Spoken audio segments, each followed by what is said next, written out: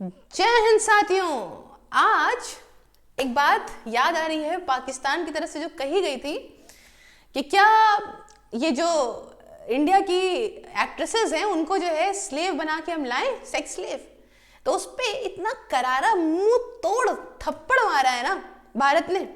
सिर्फ ये एक इमेज ही काफी है उसके लिए, ये बताने के लिए कि बेटा तुम्हारे यहाँ की तरह भारत की महिलाएं नहीं है, या तुम्हारे ऐसी सोच नहीं रखती है कि यहाँ जो तुम करते हो अपने यहाँ की महिलाओं के साथ में। हमारे यहाँ की भारत की महिलाएं हिंदू हो या मुसलमान दोनों ना खड़ी हो सकती हैं, अपने हक के लड़ सकती हैं और वक्त आने पे तुम्हारे जैसे देशों की बैंड भी बजा सकती हैं।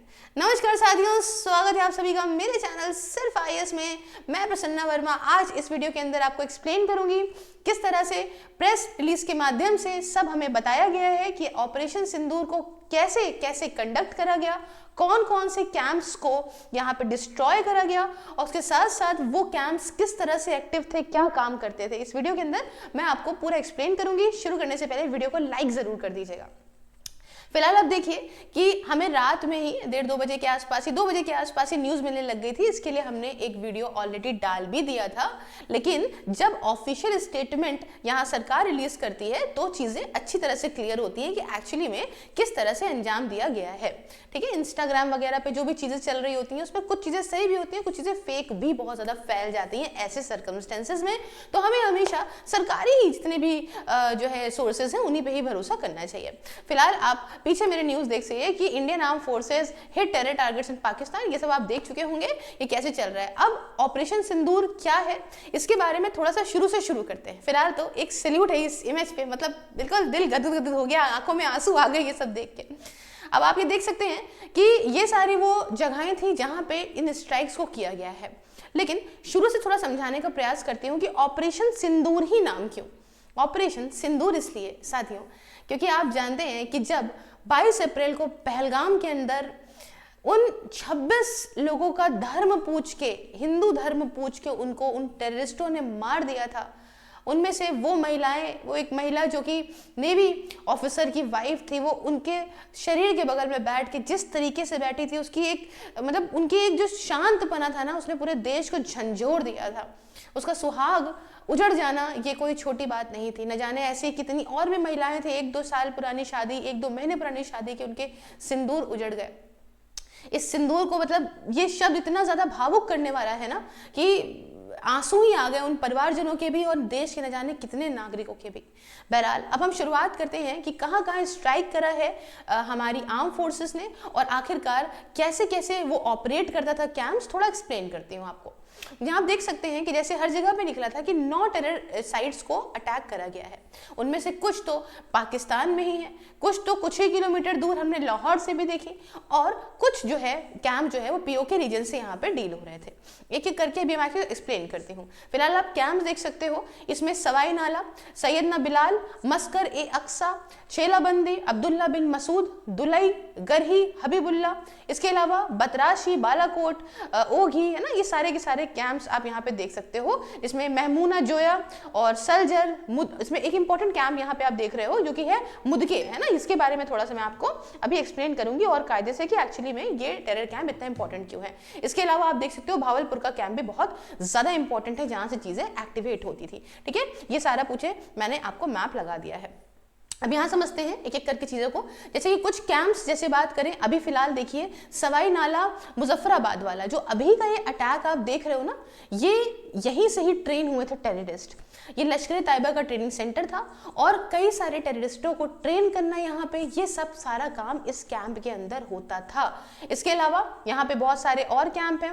मुजफ्फराबाद के अंदर सैदना बिलाल, उसके अलावा यहाँ पे गुलपुर कोतली के अंदर, आप कब्बर नाला के अंदर भीमबेर और अब्बास कैंप जो है वो भी कोटली के अंदर है। इन सारी जगहों पे लश्कर तैयबा के कई सारे ट्रेनिंग सेंटर्स हैं।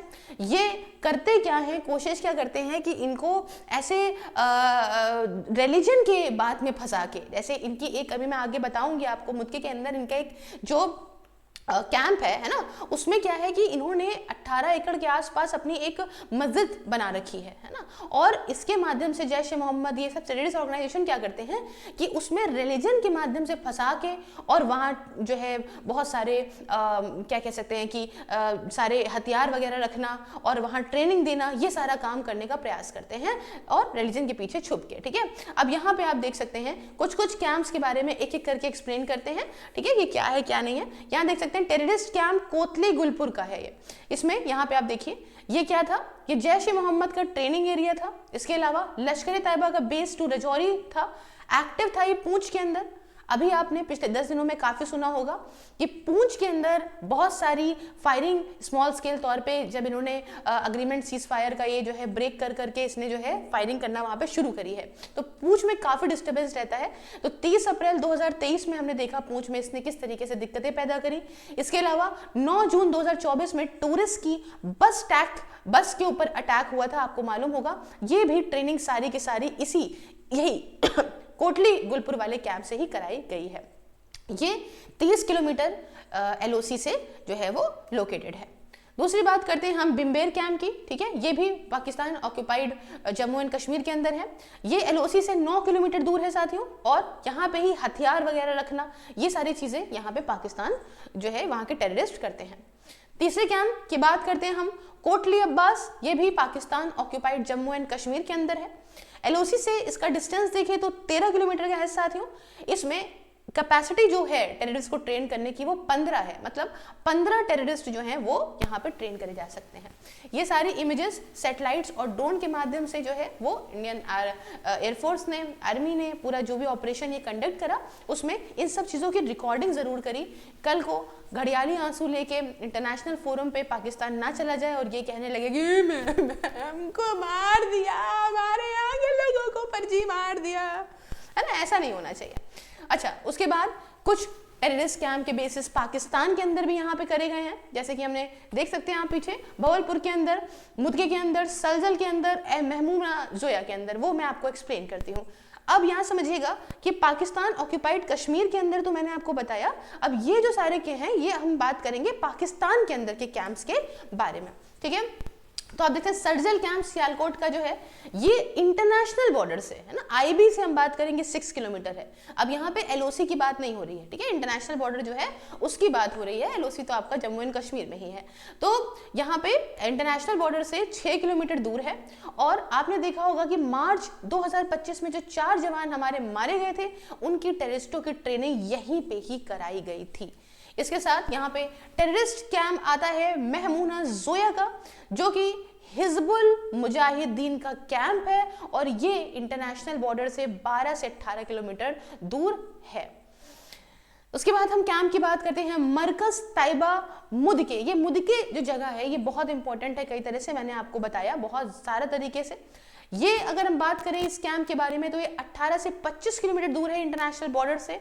और 2008 के अंदर मुंबई में 26/11 जो अटैक हुए थे वो ट्रेनिंग जो अजमल कसाब की थी, डेविड हेडली की थी, ये सारी की सारी ट्रेनिंग यहीं पे हुई थी। कसाब ने इस बात को एक्सेप्ट भी किया था भारत के अंदर, है ना। तो एक बहुत इंपॉर्टेंट ये कैंप है जिसे डिस्ट्रॉय किया गया है। अच्छा, आप एक चीज नोटिस कर रहे होंगे साथियों कि कितना ही मतलब 18 से 20, 22, 24 मतलब मैक्सिमम हमने देखा कि 100 किलोमीटर तक ही यहाँ पे जो है सारे कैंप लोकेटेड हैं, सो दैट जब ये अपनी इस तरीके का कोई भी अपनी गंदी हरकत को अंजाम देने के बारे में सोचते हैं तो भारत से बहुत ही करीब होते हैं। भारत के अंदर पहुंचना इनके लिए काफी ज्यादा इजी हो जाता है।